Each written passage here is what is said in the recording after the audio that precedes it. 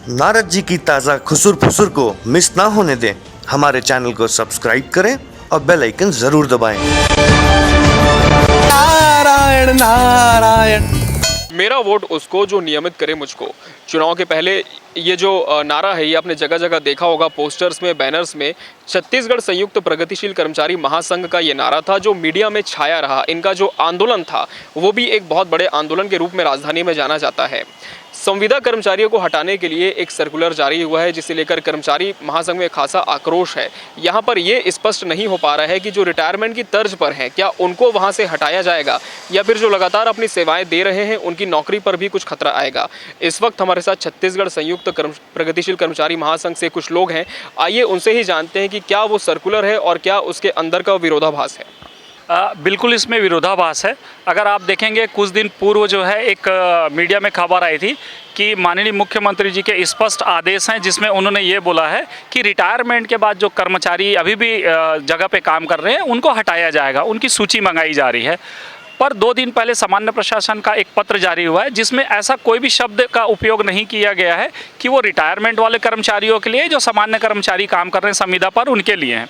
हम अनियमित कर्मचारी चाहते हैं कि जो भी आदेश सामान्य प्रशासन की तरफ से आए वो स्पष्ट आए कि उसमें क्या चाहते हैं वो।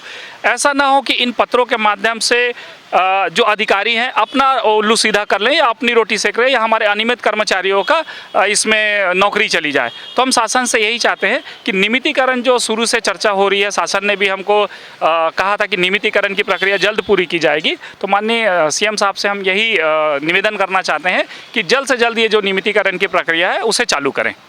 आप लोगों की किसी से मुलाकात हुई मंत्रालय में, किसी से आप लोग जाकर मिले हैं अपने इन मांगों के साथ? हम लोग के यहाँ से जो हमारे अध्यक्ष महोदय हैं गोपाल साहू जी, कल वो जाके वहाँ पे ऋचा शर्मा जी जो अभी प्रमुख सचिव हैं जीएडी की, उनसे मुलाकात किए हैं। साथ में वहाँ पे जो कांग्रेस की सांसद हैं श्रीमती छाया वर्मा, उनसे भी मुलाकात की है। दोनों से चर्चा हुई है। छाया वर्मा मैडम से मिलने के बाद उन्होंने तो काफ़ी इसमें सहानुभूतिपूर्वक बात कही है, लेकिन जब ऋचा शर्मा मैडम के पास गए तो ऋचा शर्मा मैडम ने इसमें कोई ऐसा संतोषजनक जवाब नहीं दिया है और उनका ये कहना है कि जो नियम है उसी के आधार पर ही सब कार्रवाई की जाएगी। नियम और जो भी रहते हैं ये सब जैसे जैसे शासन या फिर प्रशासन चेंज होता है उसके हिसाब से नियम भी बदले जाते हैं। बात नियमितीकरण की चल रही थी, संविदा, दैनिक वेतनभोगी, आउटसोर्सिंग की बात चल रही थी। वो सबको दबाने के लिए, नियमितीकरण की बात को दबाने के लिए इस तरह का एक आदेश जारी किया गया है जिसमें कर्मचारियों को निकालने की बात की जा रही है। यहाँ पे कांग्रेस ने अपने घोषणा पत्र में लिखा था कि नियमितीकरण किया जाएगा। उन्होंने कभी ये नहीं कहा था कि इनका करेंगे उनका करेंगे। उनने क्या किया था, संविदा, दैनिक वेतनभोगी और अनियमित रूप से जितने भी लोग हैं उन लोग को सबकी नियमितीकरण किया जाएगा। लेकिन यहाँ पे स्थिति ऐसी बन रही है, सब बातों को एक साइड करके केवल छटनी का काम शुरू कर दिया गया है। तो अभी जैसे हम लोग के कल अध्यक्ष महोदय गए थे, वहाँ पे चर्चा करने के बाद ये पता चला है कि वहाँ पे जो उनकी सामान्य प्रशासन विभाग की अलग अलग जो इकाई हैं उनमें भी आपस में सामंजस्य नहीं है। ऐसी स्थिति में ये लोग आपस में जो भी करना चाहें लेकिन नुकसान एक कर्मचारी का होता है।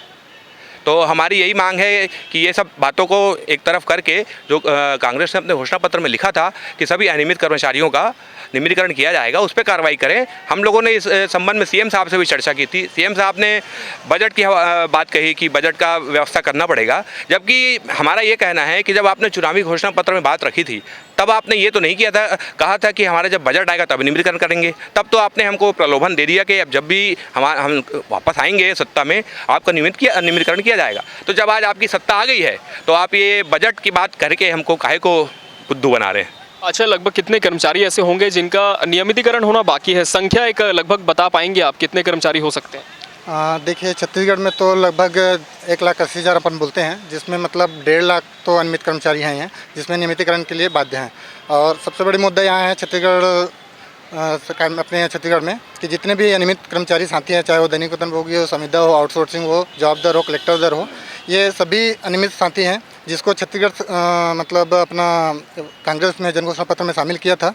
उसने मतलब अपने चुनावी मुद्दे में शामिल किया और ये भी कहा था कि जितने भी अनियमित साथी हैं उनको नहीं निकाला जाएगा। आज जिस तरीक़े से माहौल क्रिएट कर रहे हैं इन लोग, जो हमको शासन के द्वारा से तोड़ा जा रहा है, संविदा को इस तरीक़े से बोलते हैं कि 500 से अधिक अनियमित कर्मचारी अधिकारी कर्मचारी को निकाला जाएगा और दैनिक वेतनभोगी के लिए लिखते हैं लेटर अलग से, तो आउटसोर्सिंग के लिए बोलते हैं कि आउटसोर्सिंग को अपने एजेंसी को ख़त्म करके, भाई इतने हमारे 70% से ऊपर जो आउटसोर्सिंग में कार्यरत कर्मचारी हैं उनको पहले मर्ज किया जाए और उसके बाद हमारे एजेंसी को बाहर किए, और जितने भी हमारे कर्मचारी हैं पूरा टोटल छत्तीसगढ़ के हैं और कहीं बाहर के हैं नहीं हैं। तो छत्तीसगढ़ में हमारे जो नए न्यू सरकार बने हैं उनसे मैं आग्रह करूंगा कि जितने भी अनियमित कर्मचारी साथी हैं उनको एक विभाग में मर्ज किया जाए, नियमित किया जाए, उसके बाद ही हमें मतलब आगे का वो किया जाए प्लान। अगर संविदा कर्मचारियों को हटा दिया जाता है, अगर ऐसा होता है कि बहुत सारे लोगों की नौकरी चली जाती है, तब आप लोगों का क्या स्टैंड होगा? अब उस स्थिति में तो पहले तो हमारी अभी पहली तो प्राथमिकता ये है कि हम शासन से अभी वार्तालाप करें और पत्राचार के माध्यम से शासन को अवगत कराएं कि भाई हम आपने जो वादा किया हुआ है वही पूरा करें, और अगर वो पूरा नहीं होता है तो फिर हमारा जो संगठन है वो आगे की रणनीति तय करेगी। हम एक बैठक करेंगे और सभी से सहमति लेंगे कि भाई हमको आगे क्या रणनीति बनानी है, उस हिसाब से ही हम आगे तय करेंगे कि क्या करना है हमें।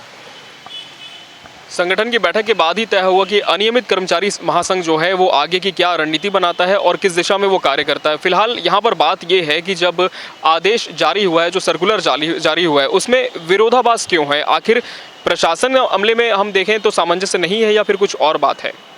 खबरची न्यूज़ के लिए कैमरा पर्सन राकेश यादव के साथ अमित शर्मा, रायपुर। नारायण नारायण।